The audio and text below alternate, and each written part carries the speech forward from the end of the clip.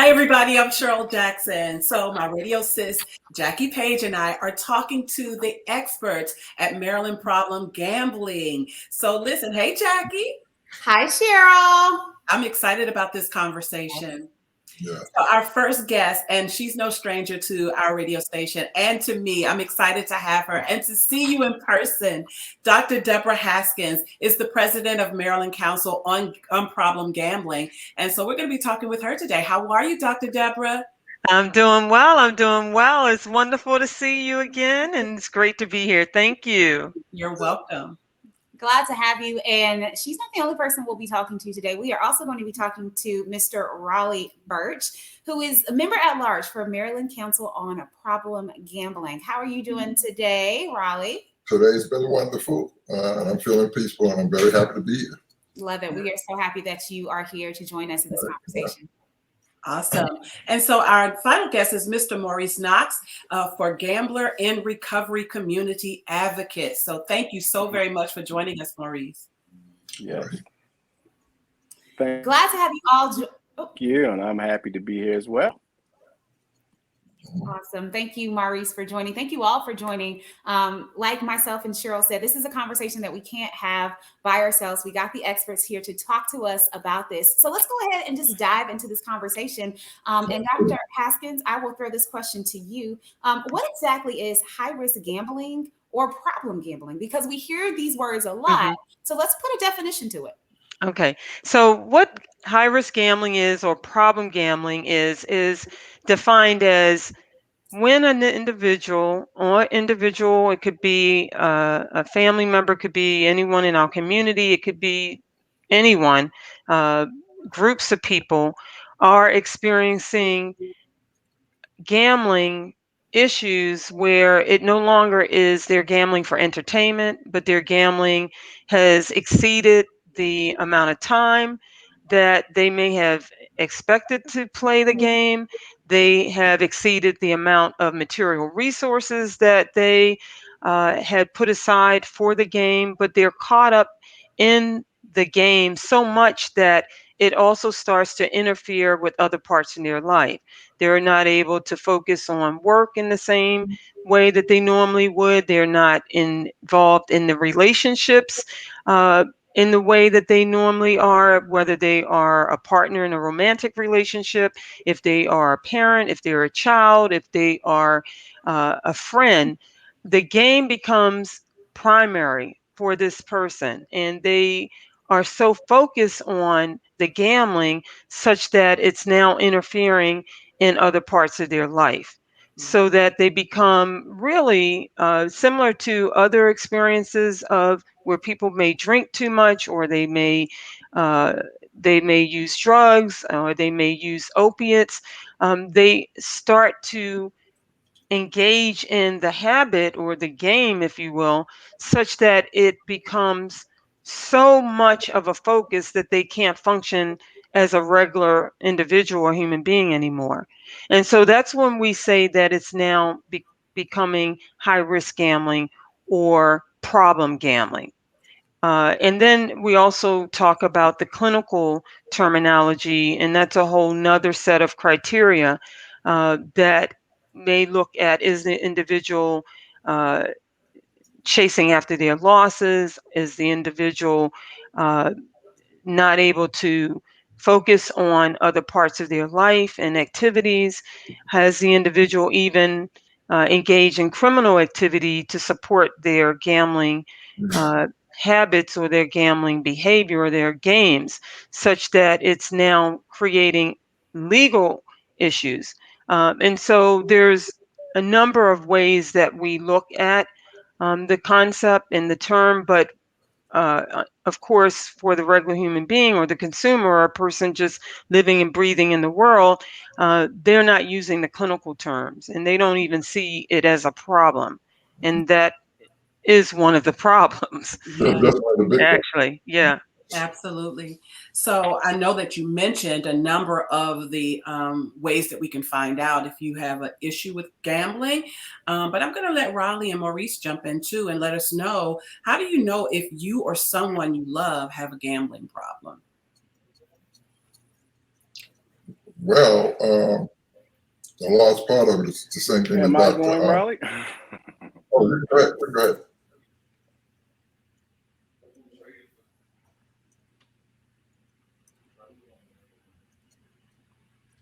I think I may have a delay, but I'm going to try and talk.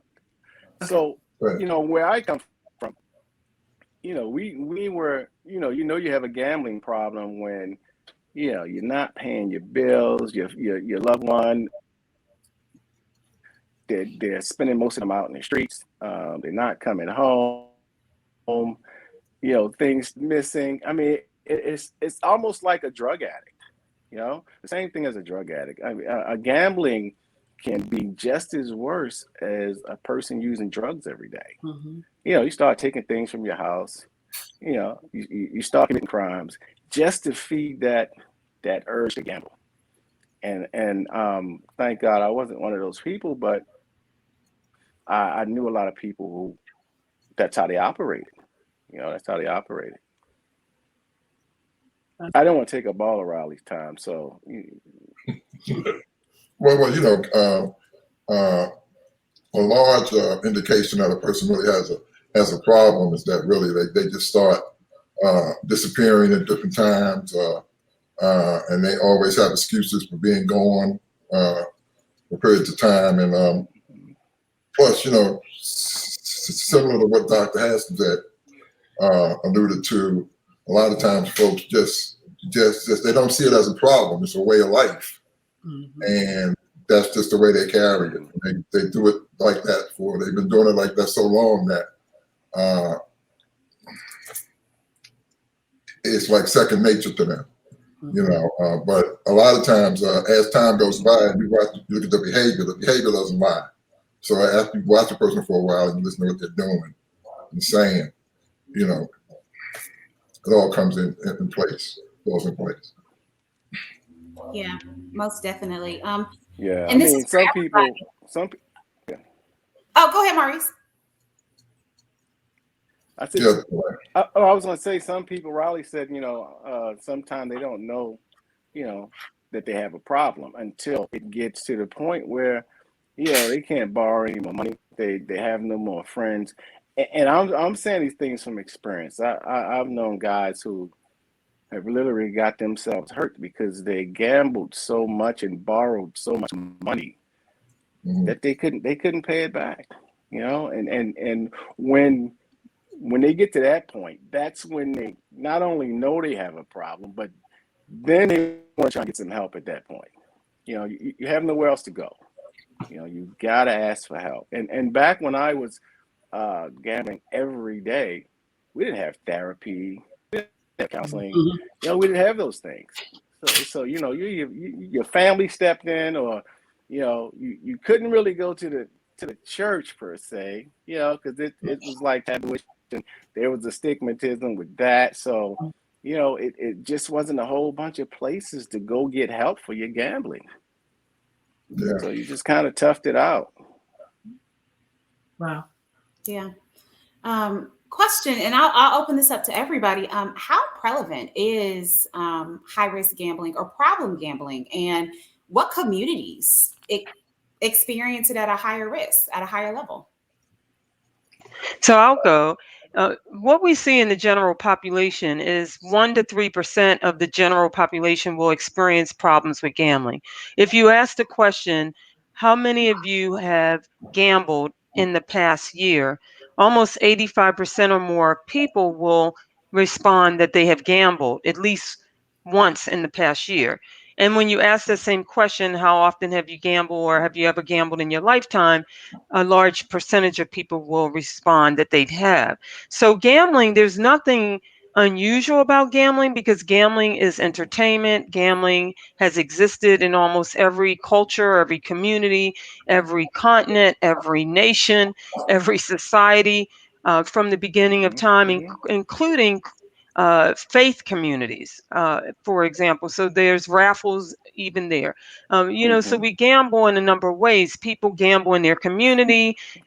People purchase lottery tickets. That's very popular because the lottery is cheap. You can spend a little bit of money, but then if you're living close to the casinos, such as MGM or Horseshoe or Maryland Live, or it's within a close commute, that also increases the numbers of people who are going to gamble. So we know that if it's accessible and if it's affordable, people are going to gamble. Now with sports gambling expanding into many jurisdictions, people can engage in sports gambling on their devices. But the reality is that people have been gambling on sports for a long time. It just wasn't legal. So now that it's legal, we can expect too that we're going to see more people gambling.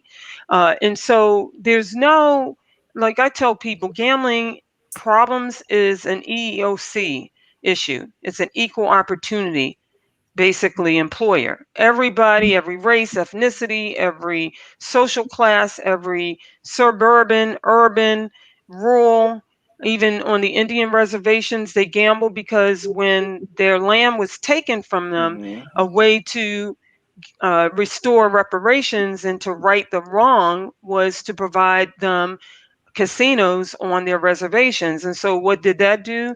That provided revenue, but it also increased the numbers of people who are going to now experience problems with gambling as well as substance abuse, because wherever you're offering gambling, you're also offering liquor. And so the more that people are gambling, they're usually drinking more. And so in terms of the question you asked about how many people or what individuals or communities do we see, or groups do we see high risk? That's a very important question. Now, what we have seen in the science is that communities of color are usually high risk. And particularly in terms of the racial groups, we see European descent are gamble a lot, but we see high risk being African descent, African American, or African descent communities. I'll say African American in the context of the United States. Uh-oh.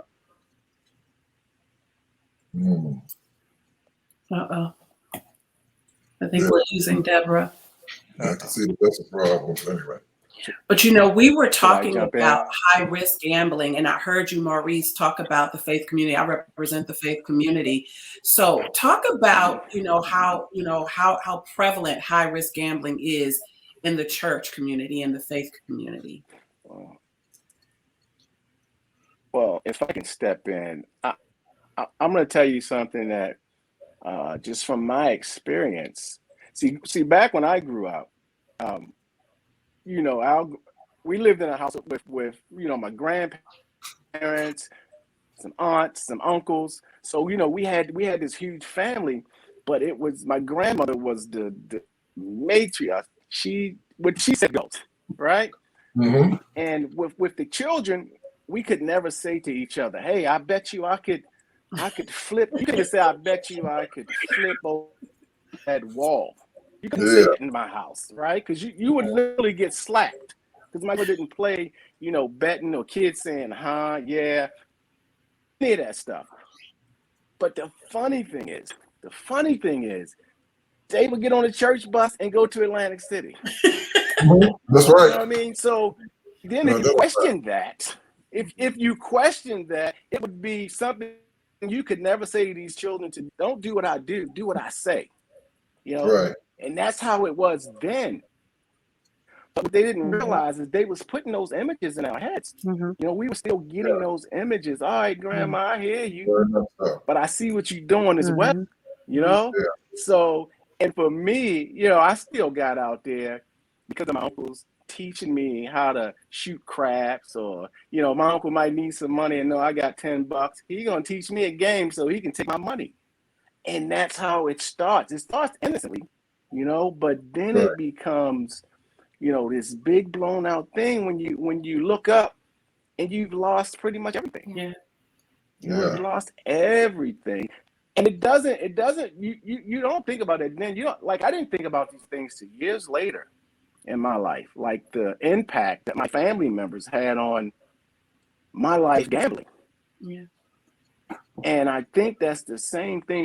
I think it's a lot worse today because you have so many places and things that people can go and gamble and think it's innocent. Buy scratch off or buy a lottery ticket. Because if you buy a lottery ticket and you win, you're gonna be back tomorrow buying twice as many as you bought today. Yeah, that's Chase. You know, that's how it starts.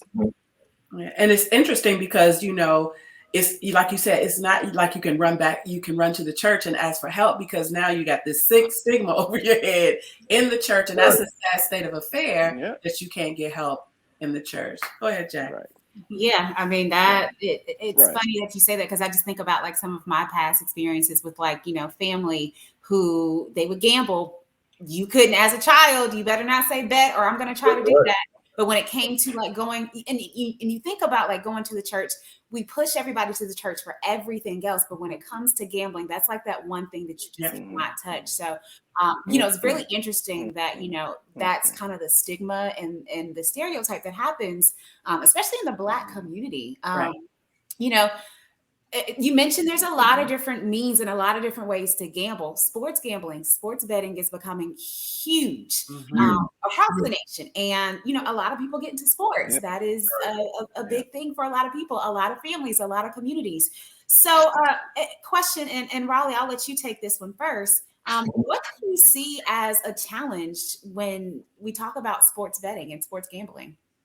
Well, just basically what you said, and that is the inundation of sports gambling and sports betting being played up all over the media and everywhere. You know, I mean, like, it's really something right there that's becoming more and more accepted, and especially post-pandemic. You know, it's a lot of people that's been home. They, you know what I'm saying? They've been operating personal media and stuff a lot. You know, so it's easy for them to transfer over and get into gambling, you know. But I just wanted to follow up on a little bit what Maurice was saying. You know, I can remember when I was coming up in Harlem, right? My mother used to, you know, pin the numbers to me on me and have me walk over to down the block, and I was like maybe 10 or 11 years old during that time. She pin them on me, and I would go around, you know, and it was really just a rite of passage, you know what I'm saying? Everybody gambled. My uncle, he wrote numbers, you know, and it was just part of the lifestyle. And, you know, the largest thing I ran into, I was talking to Dr. Haskins about this a couple of days ago, and that was that time you start talking about problem gambling and you're talking to people that are coming for help, they don't see gambling as a problem, right? They see it as something that they've been doing for a long time that they might want to stop.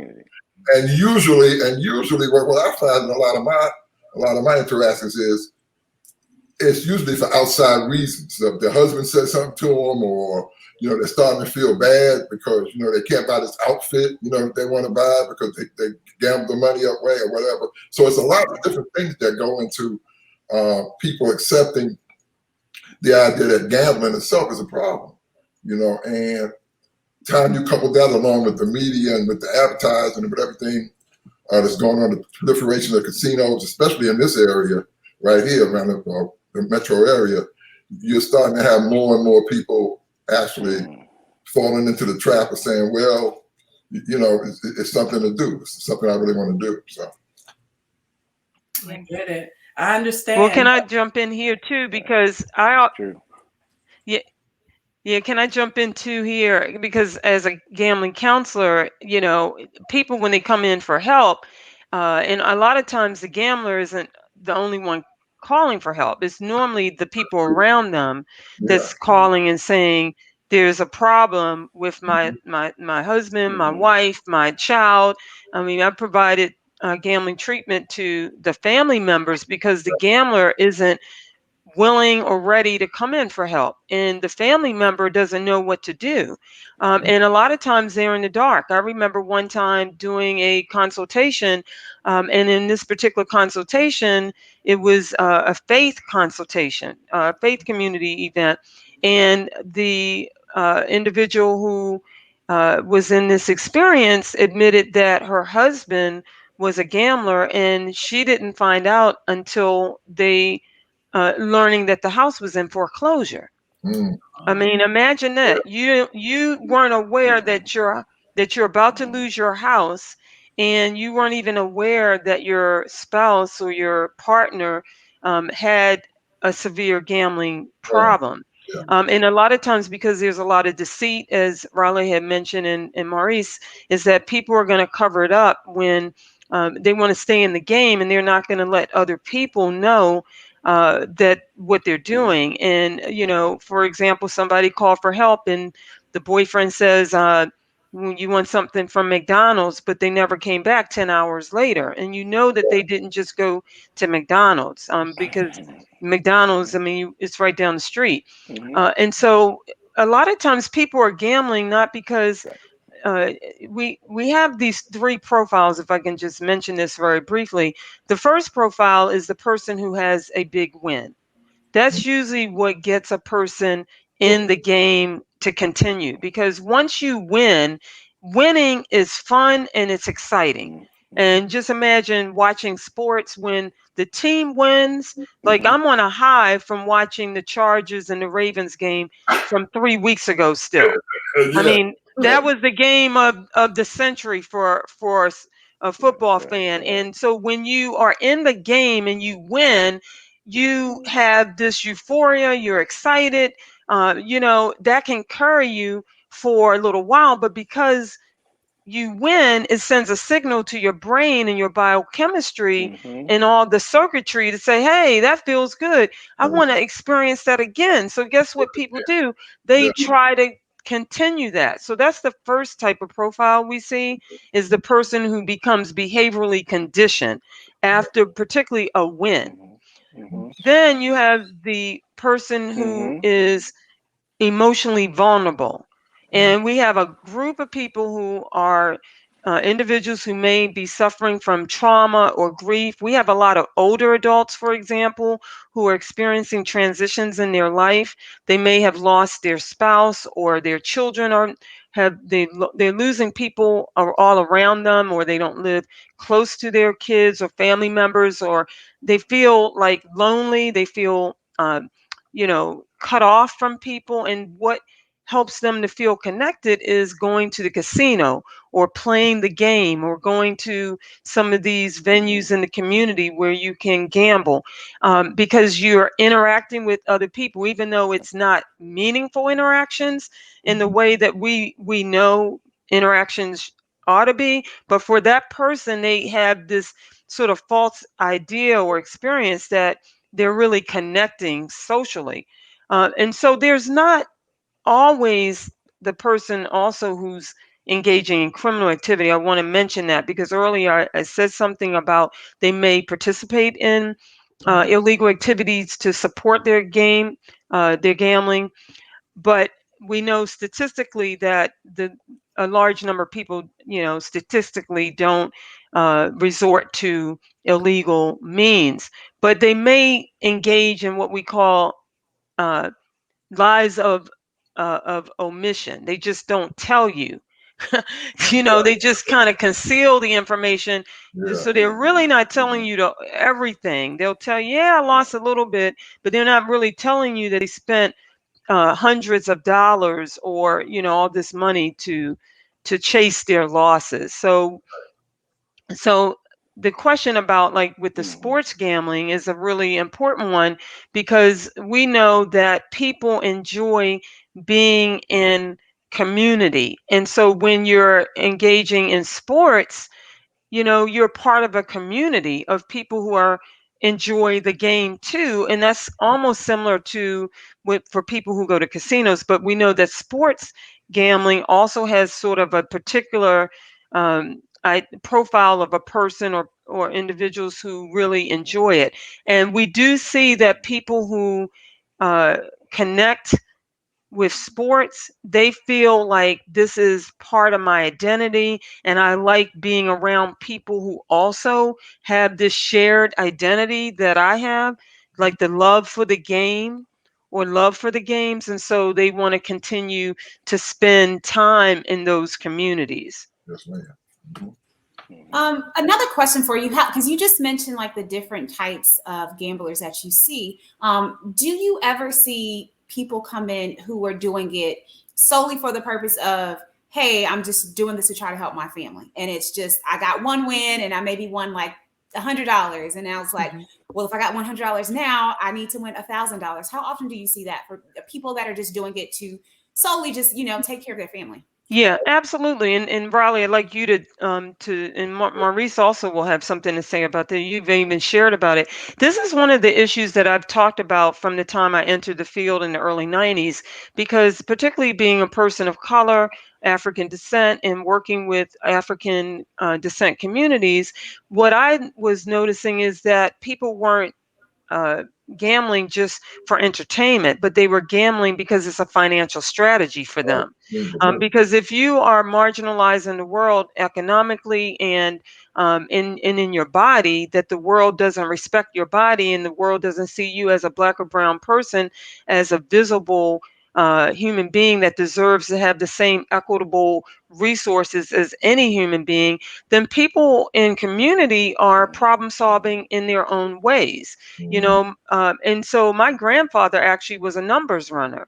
And so back in the day, many African American men gamble, were numbers running. They had their own gambling businesses because that was the way that they could take care of their families. They couldn't pay the rent, or they couldn't put enough food on the table, or they couldn't go, you can't go out and get a bank loan. And even during the COVID pandemic, the PPP loans, we know, have not been used or provided equitably. And so you have small business owners or people who are just trying to survive every day. They don't have the same equitable means to access material resources. And when the going gets tough, people are going to resort to doing whatever they have to do to take care of themselves, their children, and their families. And so we do see that two issues that come up a lot is a person is gambling to escape emotional distress. A person is gambling to escape economic distress and financial distress. And the COVID-19 pandemic, basically, one of my friends, her name is Dr. Diane Reese, a scholar, she said that COVID opened the curtains wide to economic injustice, social injustice, police brutality, and all the other things that we were able to hide behind the draperies, not even the curtains, but the draperies, to block it out, right? But but now, because you can't run and hide, COVID pretty much revealed on its head all of the areas of the world that we have been trying to hide and cover up. Yeah. So I mean, the curtain has been pulled back. I have a few clients and a few friends that they look at the lottery and the numbers as a futuristic type of hope thing. I was talking to a gentleman today, and he was saying, listen, when I'm playing this 4-digit number, when it comes out, I am going to stop. I'm quitting this other job that I have. But right now, I'm working 2 jobs because I have to. But when my ship comes in, I'll keep my numbers in. That's it. And like hope springs eternal for a lot of people, and a lot of folks tie their fortunes to being able to go to the casino and win, or playing their numbers or whatever. And some people it's just a way of life, as I said before.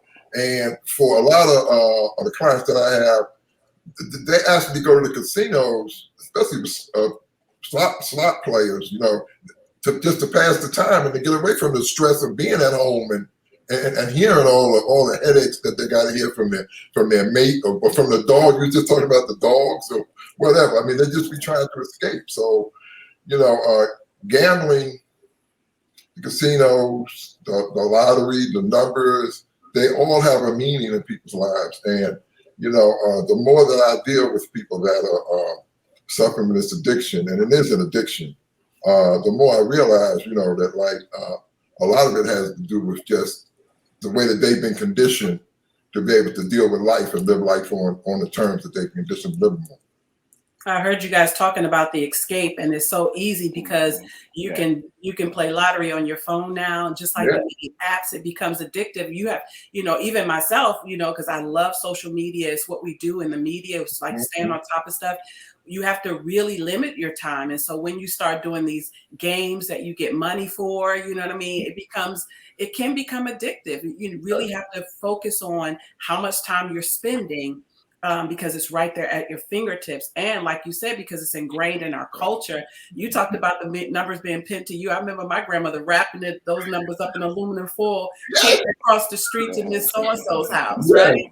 That's not really knowing, but it's ingrained in our culture, which is why it's our community. So, and I heard Dr. Deborah talking about people making it a part of their plan of their financial planning. Like, you can't, as a part of your, so that's where it becomes a problem. Okay. I'm not gonna talk. I'm gonna let the experts go ahead, Jack. No. But it's very important what you said, because that's a large part of the problem, I think, with a lot of people's perception of what gambling is and the effects that it has on whole communities. Because it's a lot of communities that are really, really, really tied into sports, gambling, drugs, and all those things have a tendency to go together. You know what I'm saying? If a person's using drugs, there's some people out in the street that use heroin and different substances, right? And time they run out of money, the first thing they do is go to the store and get a set of dice or something like that, because gambling is a ways to an end. So, it's a lot of ways that we can go with that. Mm-hmm. Yeah, I know a few people who. I'm sorry. I know a few people who gamble. That's their job. That's what they do every day. They gamble. They pick certain things to gamble on. I met a guy. I didn't even know this guy, but I was helping a friend of mine do some work in a guy's house, and this guy was constantly on the phone and asking about the odds on this and the odds on this game, that game.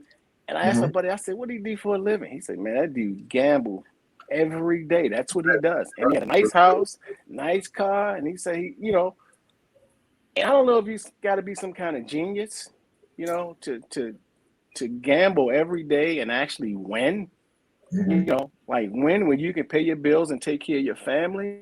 And another buddy who could not go to any of the casinos in Atlantic City because he never lost. He never loses. And he was just amazing with a pair of dice. I mean, it might sound crazy. He was amazing with a pair of dice. And you just have these certain people who can do it. Then you have the people who have illusions that think they can do it. Right. Like Dr. Haskins said, that first big win, which we call a hook, that's the hook right there. That's what gets you. And that's how I got hooked. I got hooked and won. I think I won maybe $5,000 or $6,000. Had $300, and then I was gambling every day. Some days I lose $10,000, $15,000, and then other days I might win $10,000, $15,000. But I also wanted to say about like how the community works. Like I've been in places in East Baltimore, dilapidated homes, just falling apart, raggedy. But inside this house, there are $4 or $5 million in there. People are gambling with, but the house is getting ready to fall down. The whole block is getting ready to fall down. But this is the concept, and this is how we did things to in our community, but never take any of the money to fix up the community. But we just kind of sucks from it, and that's what gambling does. It really sucks the life out of communities. I mean, that money doesn't go back. It may go somewhere else, But I've seen so many things just on my journey gambling, and I'm gonna say one more thing, and I don't know if you were gonna get to this question, but I've been in a dice game where 3 of my friends were shot. I'm talking about on the corner in East Baltimore. And the crazy thing is, people come by, do a drive-by, shoot up the game, and we were right back out there the next day. Didn't change That's anything. the pull that this kind of stuff has when you have all this money floating around and you have this, you know what I mean? it pulls us in. So that's why it's so hard for people who addicted to almost anything to just walk Right. away from it. You almost have to be pulled away from these kind of things, you know. Mm-hmm. And you know, but I mean, it's a few stories, but I'll let you ask more questions right now.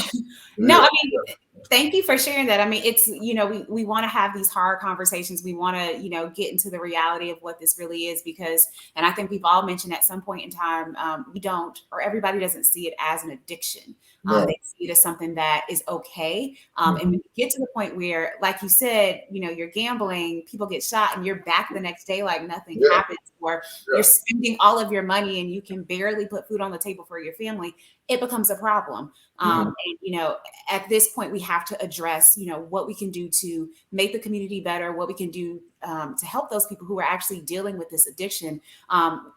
Which leads me into my next question about what exactly your organization does, the Maryland Council on Problem Gambling. What exactly does this organization do, and how can people get help through you? Okay, great. Thank you so much. So the Maryland Council on Problem Gambling, we've been around since 1972. We're a grassroots nonprofit, and what we focus on are the 3 A's. And these are the same 3 A's that the National Council on Problem Gambling. The Maryland Council on Problem Gambling is an affiliate of the National Council on Problem Gambling. And as an affiliate, we are neutral about gambling. We're not pro, we're not against. We just want there to raise public awareness, which is the first A for awareness. The second is we want to provide assistance when a person or a loved one or a friend or a community member experiences some challenges, and get them linked to help. And so you can call the 1-800-GAMBLER, which is 24/7 and no charge, and you will receive a warm transfer after talking with someone who's well trained in a confidential manner. And they will get you linked to, if you're in the state of Maryland, there is free gambling treatment that's available. You don't even have to pay. Let me tell you how amazing that is, because back when I first entered this field, and even 15 years ago, 10 years ago, that wasn't available. But because we do have that available now, the 1-800-GAMBLER will get you linked. And they will also link you to peer recovery support. We have in the state of Maryland, the University of Maryland Center of Excellence on Problem Gambling, and they manage the 1-800-GAMBLER helpline. They also have peer recovery staff members, and these are individuals who are breathing through and living through their own recovery, and so they understand recovery, and they will meet you virtually where you are, or they will meet you in your community or wherever you are to provide you assistance. And that can also include Gamblers Anonymous, which is a community peer recovery support 12-step room community, which offers hope and sharing their courage and their life experiences through recovery.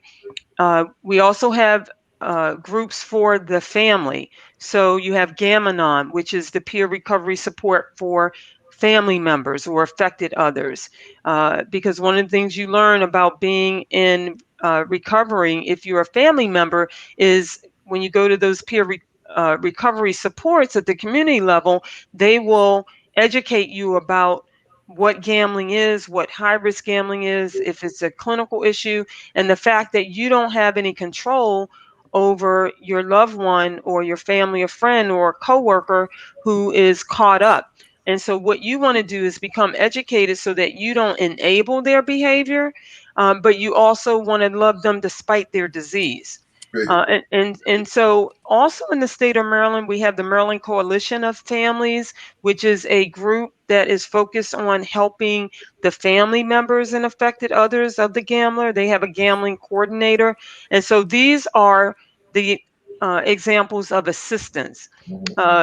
And then the third A stands for advocacy. And so, we all are advocating for wellness. We want people to get healthy. We want people to get well.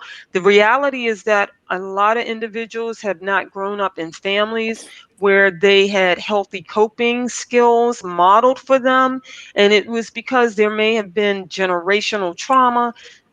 systemic racism, material poverty, a host of other issues. It could be mental health issues that the family has been experiencing. And at the community level, we know that there's systemic racism and generational trauma at the community level and community adversity. And so all of these experiences affect individuals and groups of people's wellness. And so the Maryland Council, what we're trying to do is to meet people where they really are in the community to provide, again, advocacy, increase public awareness, and get you connected to assistance. And Raleigh and I are gambling counselors, and we have a lot of folks around the globe that are gambling counselors. We have been well trained, and we actually have the international certification for gambling counseling. And I say that because you want to make sure that you're getting help from someone who really understands what problem gambling is, because there are some differences from problem gambling between problem gambling and other substance abuses.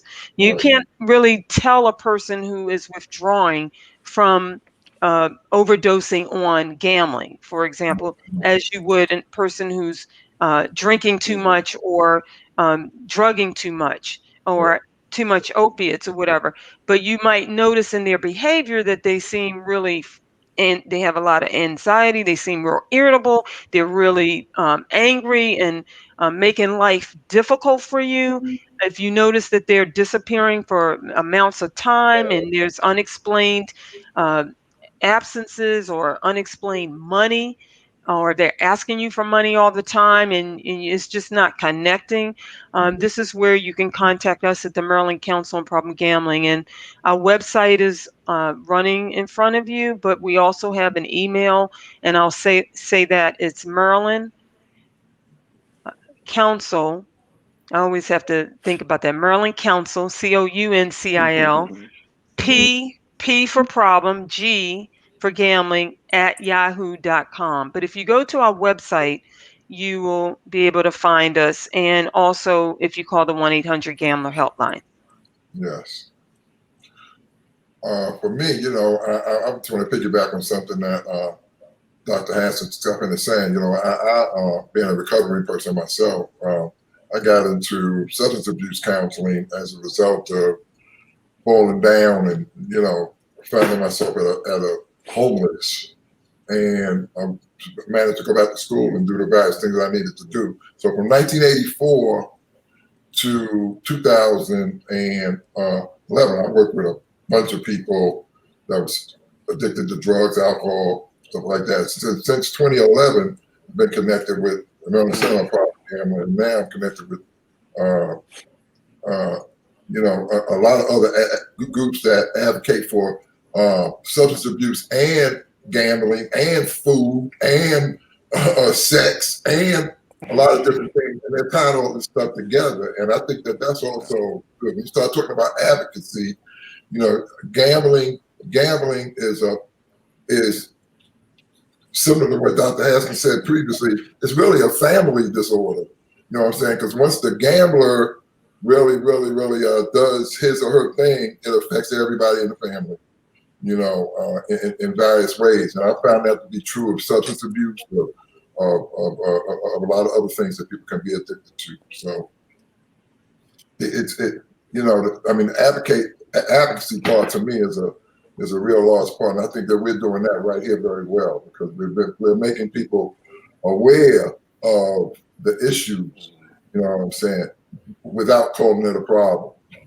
You know, and to me, I found out that that's also important too, because stuff that might be a problem for me might be an asset to somebody else. So again, I mean, the art of understanding is to learn how to, you know, be understood too. So. Well, listen, this has been a wealth of information shared. And of course, for those who are viewing, you can go to MarylandProblemGambling.org. That's MarylandProblemGambling.org. Thank you guys for sharing your experiences, your expertise. I know this is going to help those that are viewing. Jackie, you want to close out? Thank you all again so much for coming on here, sharing your expertise, your experiences. We appreciate it. Like Cheryl said, I know the viewers appreciate it. I'm Jackie Page from 93.9 at WKYS. And I'm Cheryl Jackson at Praise 104.1. Thank you for watching. Have a great evening. Bye. But